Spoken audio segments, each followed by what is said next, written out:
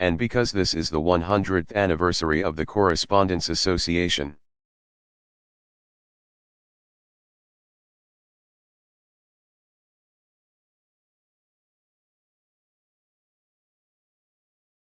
I actually recorded an additional brief video thanking all of you for your hard work.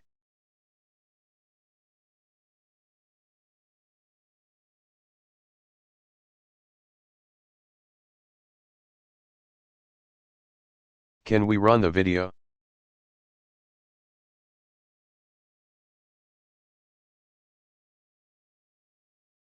Video fails to play.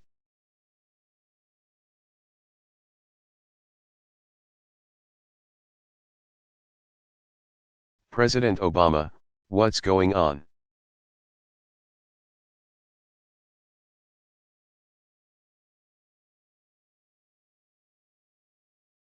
I was told this would work. Does anybody know how to fix this?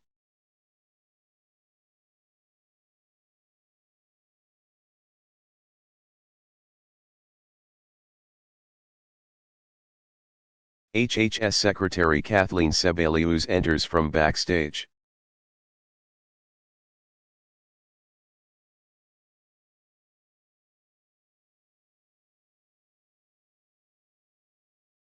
President Obama, oh, thank you.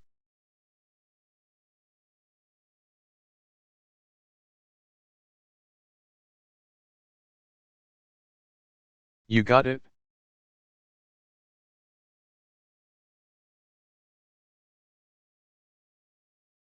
Secretary Sebelius, I got this, I see it all the time.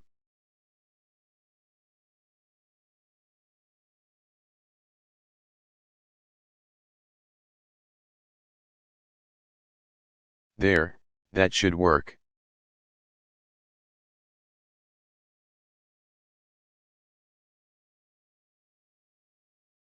Video plays.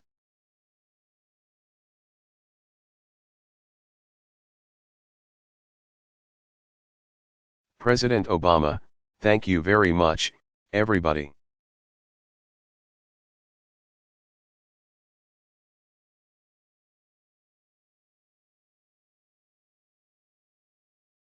God bless you. And God bless America, and thank you, Kathleen Sebelius.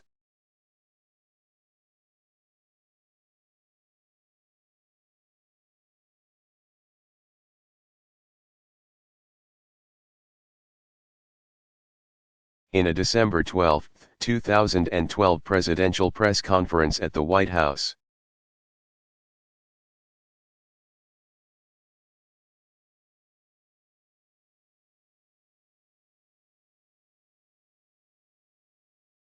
Reporter Jake Tapper asked President Obama the following, starkly.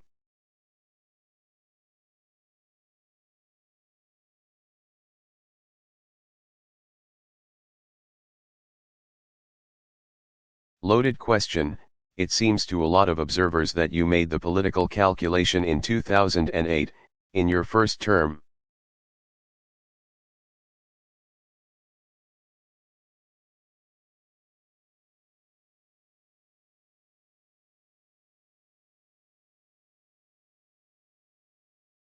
And in 2012 not to talk about gun violence, Tapper said.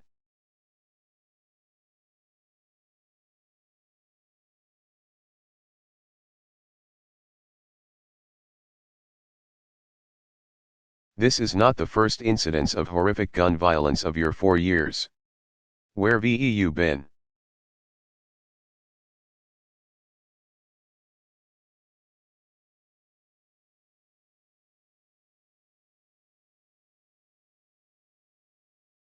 Mr.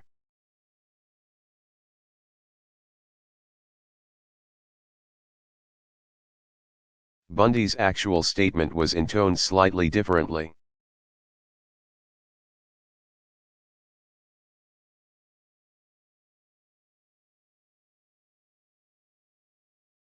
I want to tell you one more thing I know about the Negro.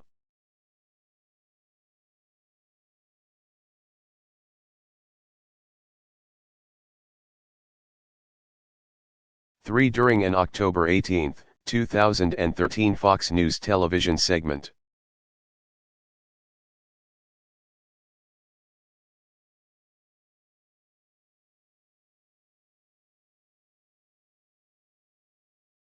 Entitled Presidency in Peril with host Sean Hannity, Mr.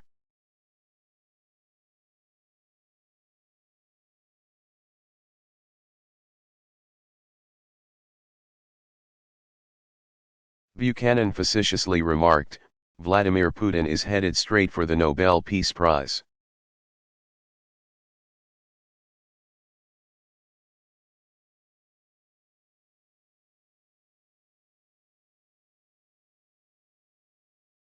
Barack Obama.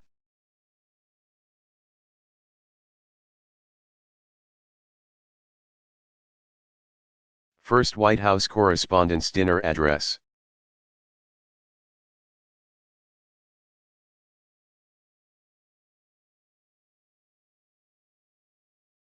Delivered May 9, 2009, Washington Hilton Hotel, D.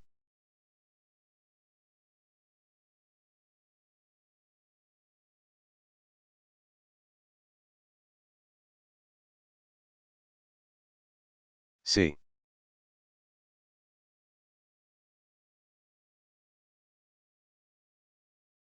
Thank you.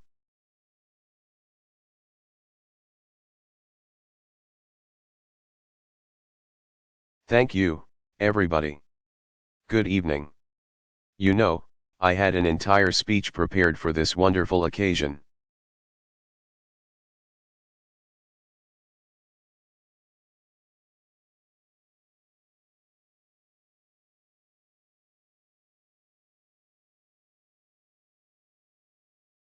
But now that I'm here, I think I'm going to try something a little different.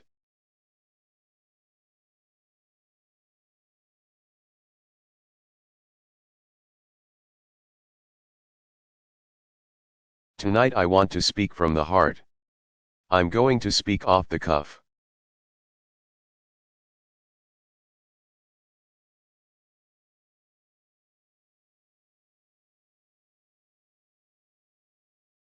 Teleprompters rise.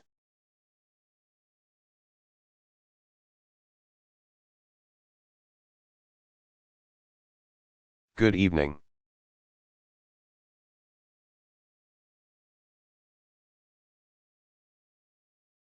Pause for laughter.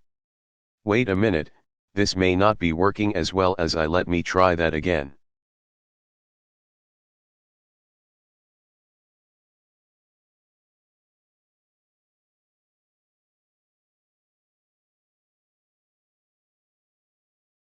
Good evening, everybody.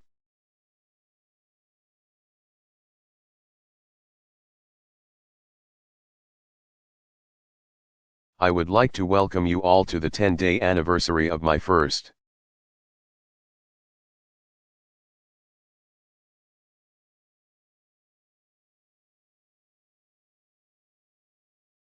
"100 days. I am Barack Obama. Most of you covered me. All of you voted for me.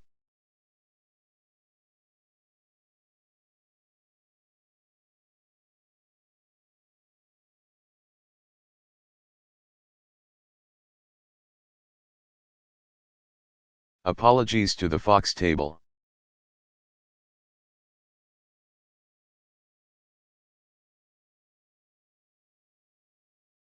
Where are they? I have to confess I really did not want to be here tonight.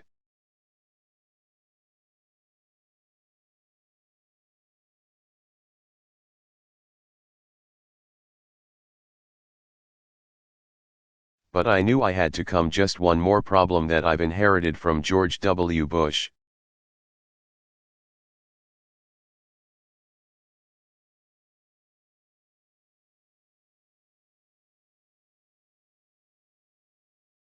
But now that I'm here, it's great to be here.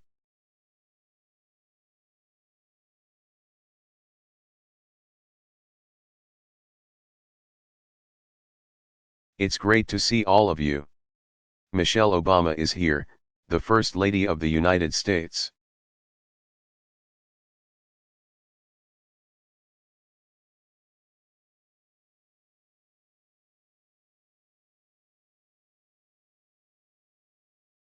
Hasn't she been an outstanding first lady?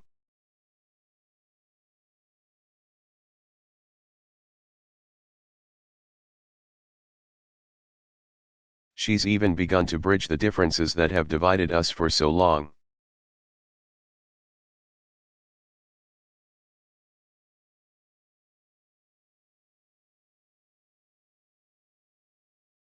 Because no matter which party you belong to, we can all agree that Michelle has the right to bear arms.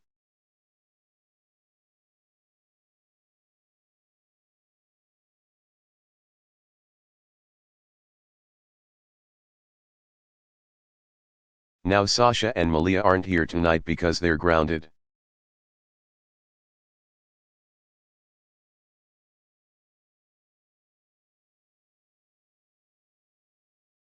You can't just take Air Force One on a joyride to Manhattan. I don't.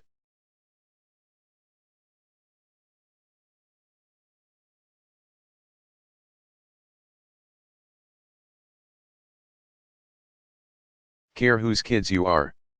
We've been setting some ground rules here.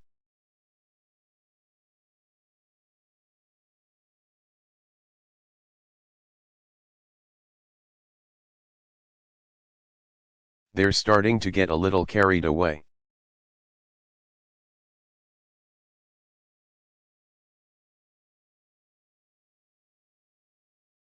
Now, speaking when I think about children, obviously I think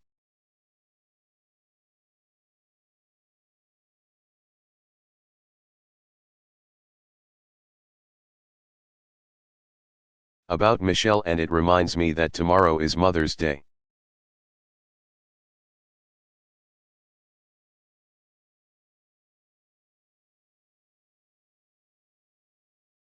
Happy Mother's Day to all the mothers in the audience.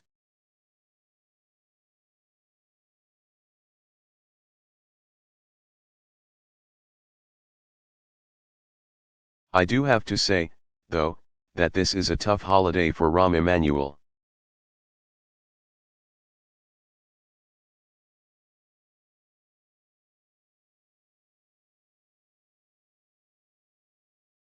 Because he's not used to saying the word day after mother.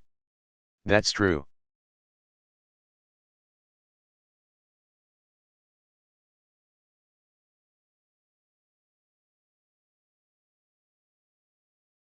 David Axelrod is here.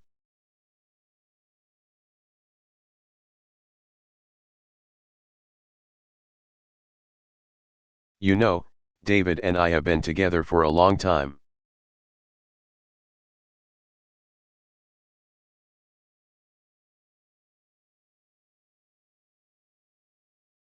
I can still remember I got to sort of I tear up a little bit when I think back to that.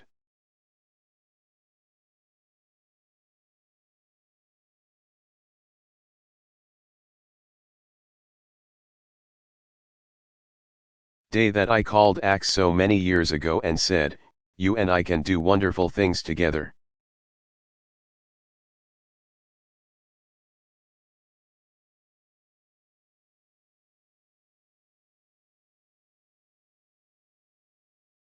And he said to me the same thing that partners all across America are saying to one another right now.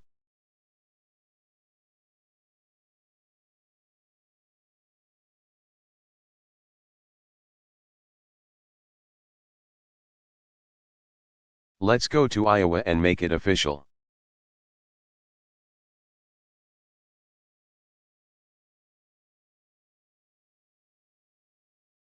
Michael Steele is in the house tonight.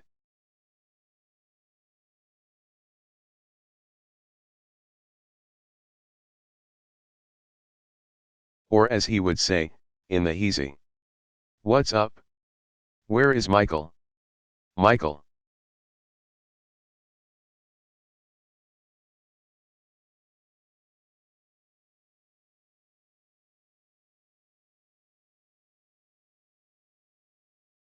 For the last time, the Republican Party does not qualify for a bailout.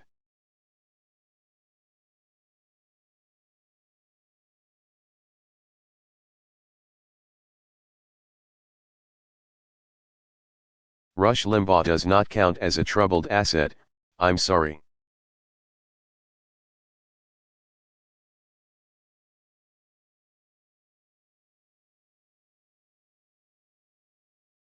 Dick Cheney was supposed to be here, but he is very busy working on his memoirs.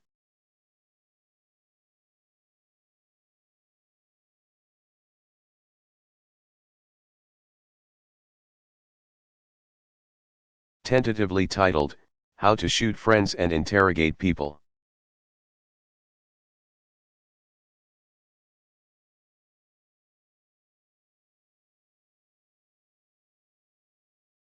You know, it's been a whirlwind of activity these first 100 days.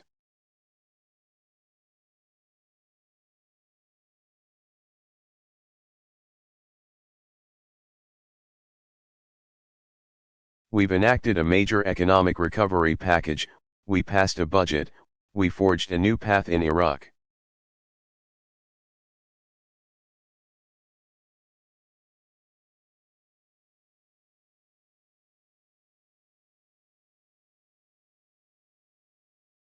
And no president in history has ever named 3 commerce secretaries this quickly.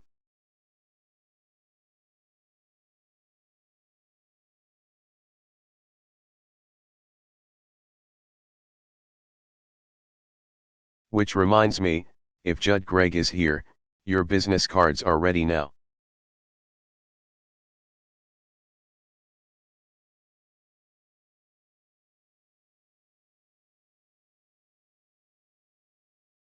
On top of that, I've also reversed the ban on stem cell research.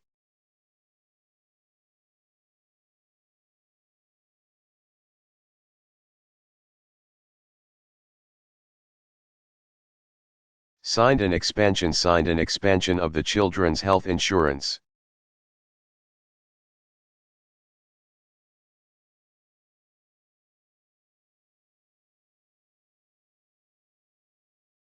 Just last week, Car and Driver named me Auto Executive of the Year. Something I'm very proud of.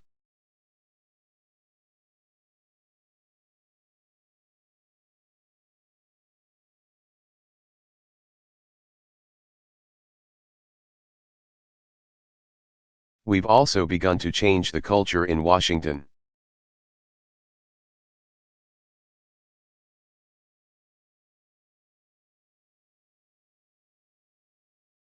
We've even made the White House a place where people can learn and can grow.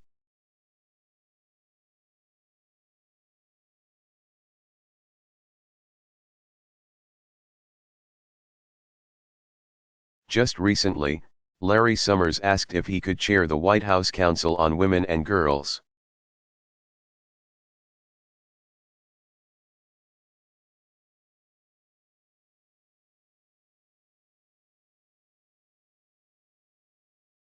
And I do appreciate that Larry is here tonight because it is 7 hours past his bedtime.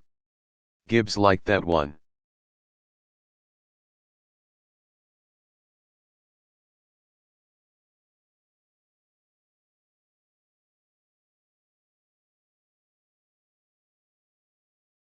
In the last 100 days, we've also grown the Democratic Party by infusing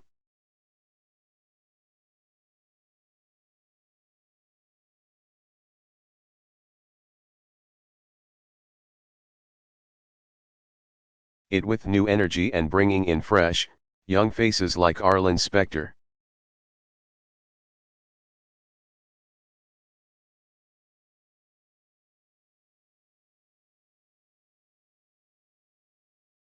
Now, Joe Biden rightly deserves a lot of credit for convincing Arlen to make the switch.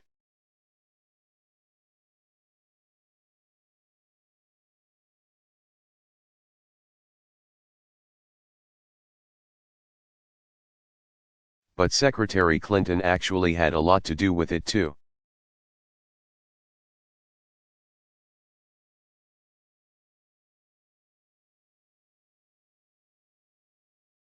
One day she just pulled him aside and she said, "Arlen,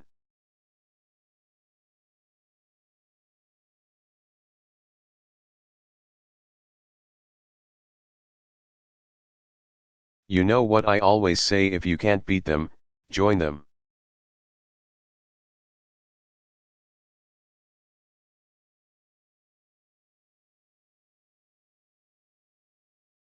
Which brings me to another thing that's changed in this new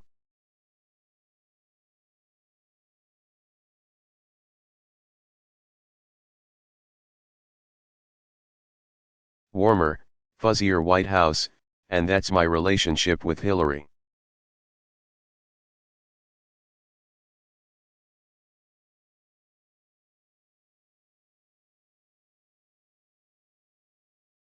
You know, we had been rivals during the campaign, but these days we could not be closer.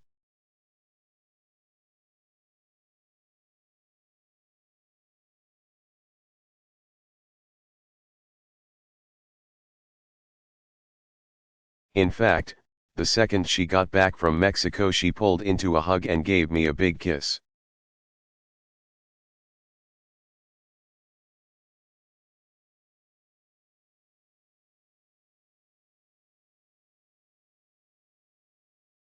Told me I'd better get down there myself. Which I really appreciated. I mean, it was nice.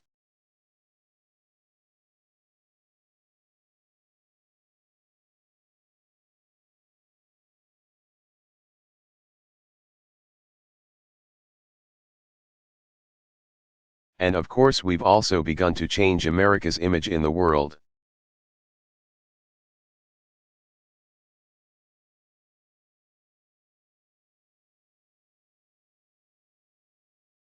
We talked about this during this campaign and we're starting to execute.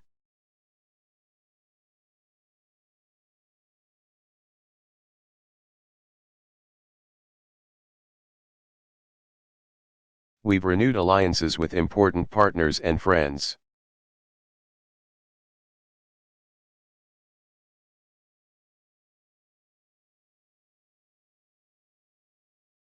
If you look on the screen there I am with Japanese Prime Minister Taro Aso.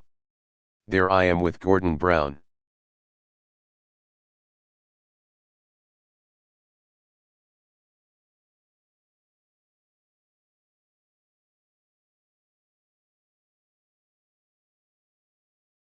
But as I said during the campaign, we can't just talk to our friends.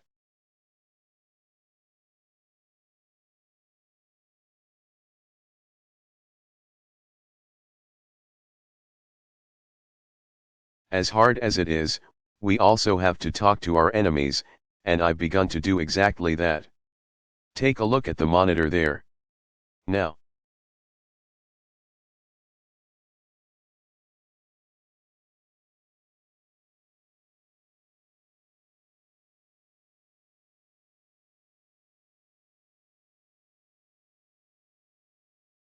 Let me be clear, just because he handed me a copy of Peter Pan does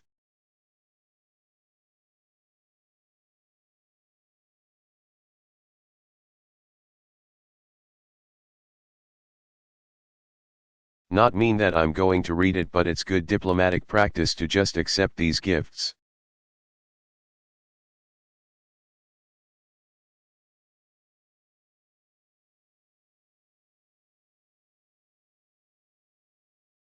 All this change hasn't been easy.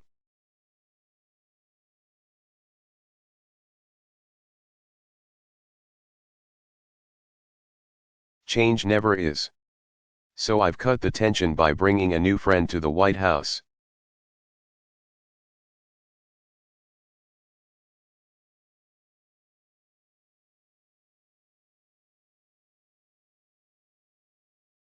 He's warm, he's cuddly, loyal, enthusiastic.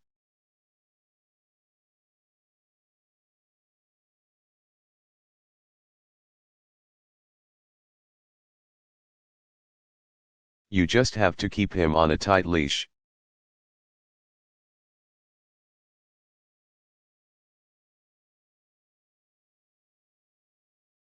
Every once in a while he goes charging off in the wrong direction.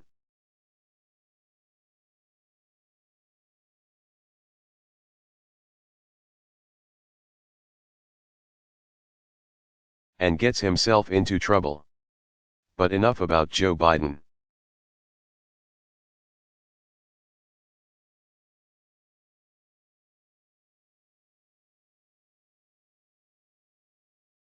All in all, we're proud of the change we brought to Washington in these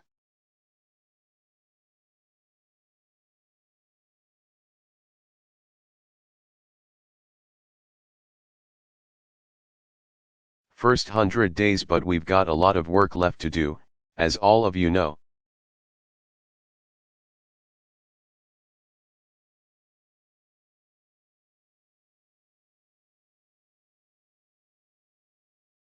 So I'd like to talk a little bit about what my administration plans to achieve in the next 100 days.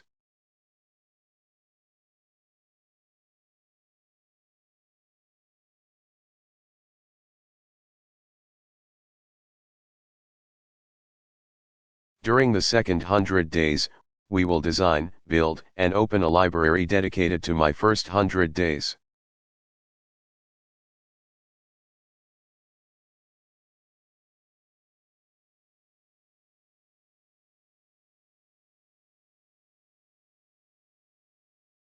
It's going to be big, folks. In the next 100 days.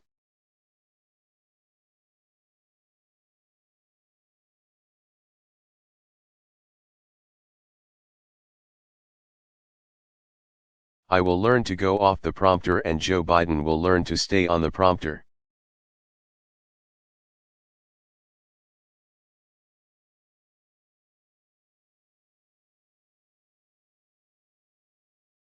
In the next 100 days.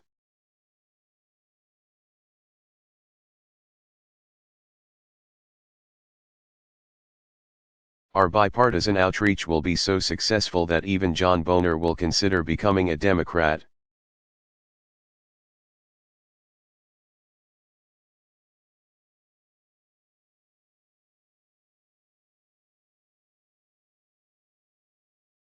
After all, we have a lot in common.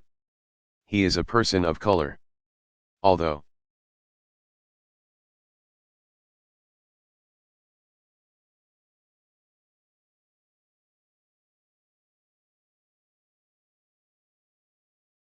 not a color that appears in the natural world. What's up, John?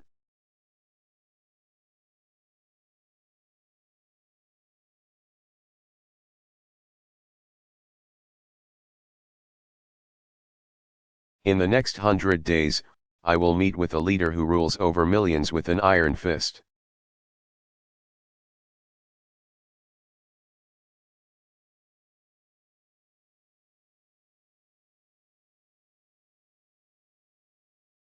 Who owns the airwaves and uses his power to crush all who would challenge his authority at the ballot box.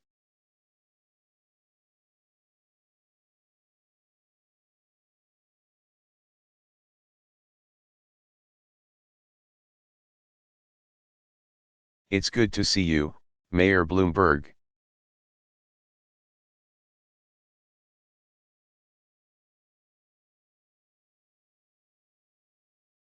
In the next 100 days, we will house train our dog, Bo.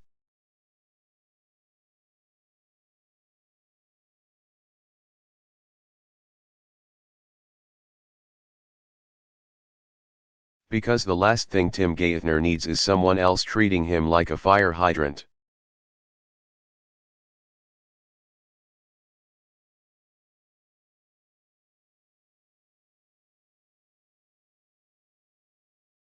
In the next 100 days, I will strongly consider losing my cool.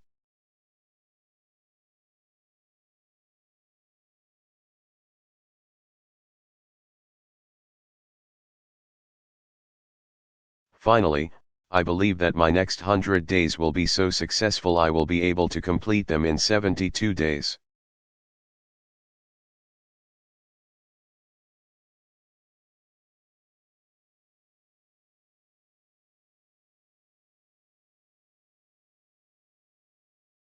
And on the 73rd day, I will rest.